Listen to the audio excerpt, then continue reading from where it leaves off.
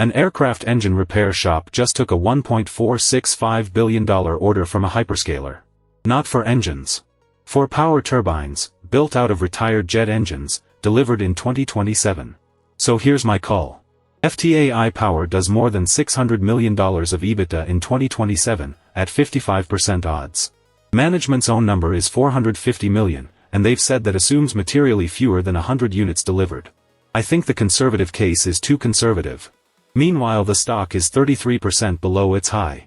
Revenue last quarter grew 41% and net income fell 24%. All three of those are true at once, and untangling them is the episode. Start with the model, because it's genuinely clever. When a narrow-body jet engine needs an overhaul, the traditional path is a full shop visit at the manufacturer or an approved network, which costs millions and takes months.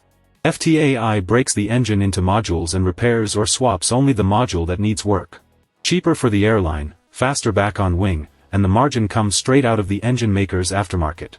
They do this for the CFM56 and the V2500, the workhorses under most of the narrow-body fleet on Earth. They own maintenance shops in Montreal, Miami, Lisbon and Orange, plus half of operations in Rome and Bristol, over 1 million square feet in total. And through a joint venture they make PMA parts, which are legally approved replacement parts that aren't the OEMs. Every piece of that is designed to take a slice of somebody else's aftermarket monopoly. Then in December they launched something that isn't aviation at all. FTAI Power converts retired CFM56 engines into aeroderivative power turbines. Take the engine off the wing, take the fan off the front, and what's left is a gas turbine that can spin a generator. The CFM56 is the most produced jet engine in history, and it's being retired in waves as newer engines replace it. FTAI's bet is that those engines aren't scrap. In July they announced a purchase order worth $1.465 billion from a US hyperscaler, for Mod 1 turbine deliveries in 2027.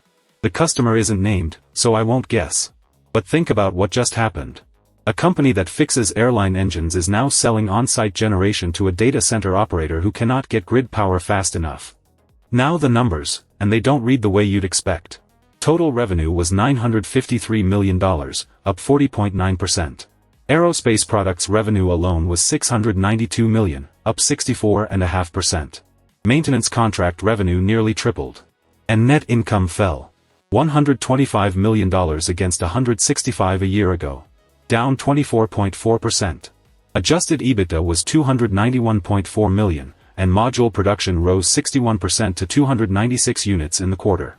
The operating engine is running hot. The profit line went the other way. 3 reasons, and they're all in the filing. First, cost of sales grew 72% against revenue growth of 41%. Scaling a repair network means hiring, tooling, and buying core engines before you can sell the modules.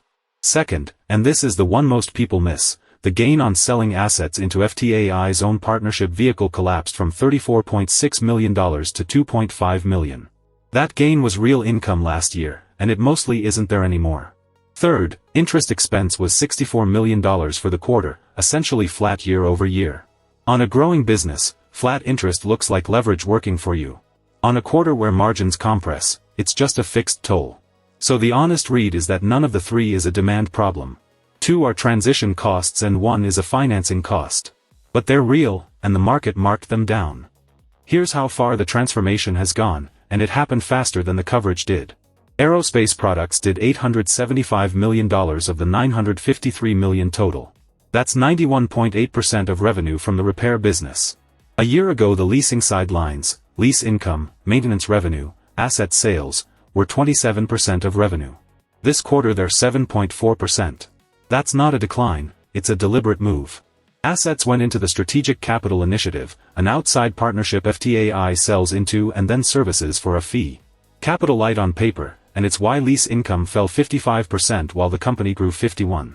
One more number that matters. Aerospace products earned $194 million in the quarter. Only $118 million reached shareholders. The corporate segment, which is essentially the debt, ate the difference. Look at what this company has done to its own scale. $336 million of revenue in 2021. $708 in 2022. $1.17 billion in 2023. $1.74 in 2024. $2.51 billion in 2025.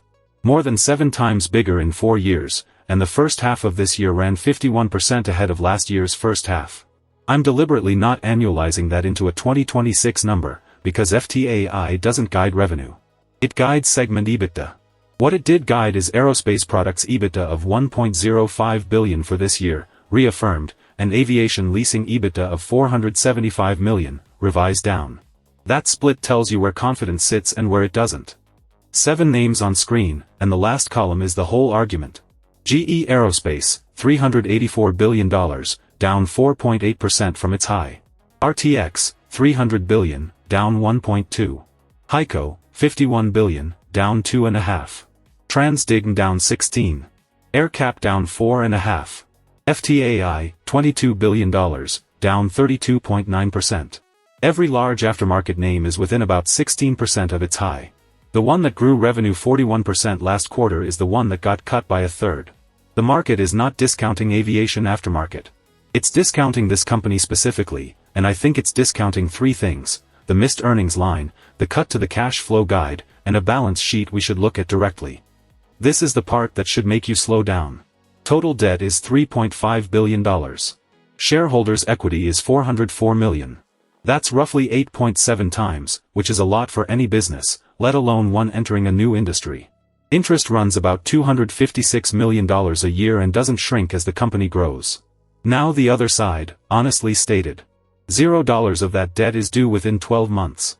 The first maturity is a $1 billion note in 2028 at 5.5%, and the company reported compliance with all covenants at June 30th. So the risk isn't a near-term wall. The risk is that a company this levered has no room for a bad year, and it's about to spend one entering a business it has never operated in. Back to the power business, because that's what the call rides on. Management guides 2027 power EBITDA at $450 million and describes a potential range up to $750 million as more contracts are signed. They've raised CFM56 module capacity to 3,000 units a year, targeting about 100 Mod 1 units annually and a quarter of the module market. Set that against the segment numbers you already have. Aviation leasing is guided to $475 million of EBITDA this year. If power hits even its conservative case, a business that didn't exist 18 months ago is roughly the size of the leasing arm. And here's the honest caveat, which the bulls skip. FTAI Power has essentially no operating history. Every number attached to it is guidance for a year that hasn't started, resting on one order from one customer. One order is a pilot. 2 is a business. 3 things, in order of how much they'd hurt. First, Mod 1 delivery volume. If 2027 tracks below roughly 60 units, my call is wrong and I'll say so. Converting an engine into a power turbine at scale is a manufacturing problem, and manufacturing ramps slip.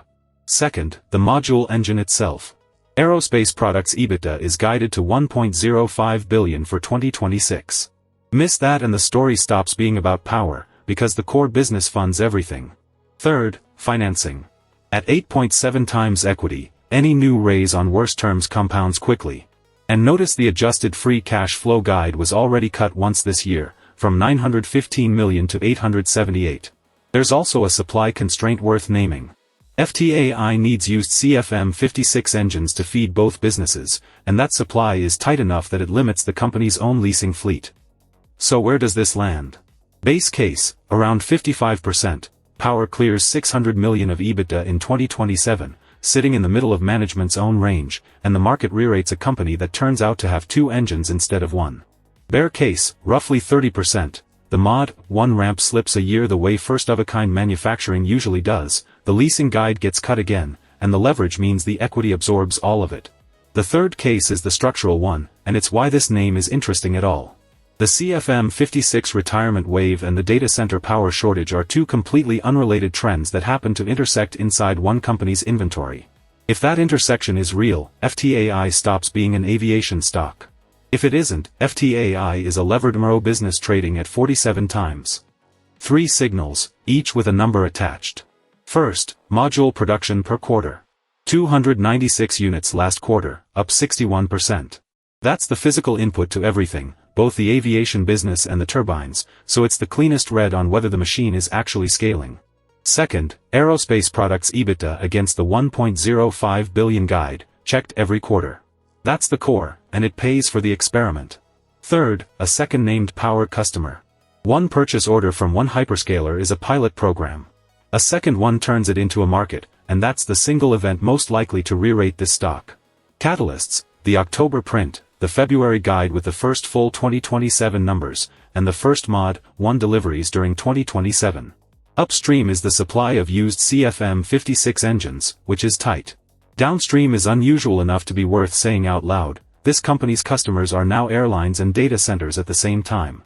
An engine shop sold a hyperscaler a power plant. Either that's the most interesting pivot in the aftermarket, or it's a levered company reaching. The next 4 quarters settle it. I'm Big Z, follow me, see you in the next deep dive.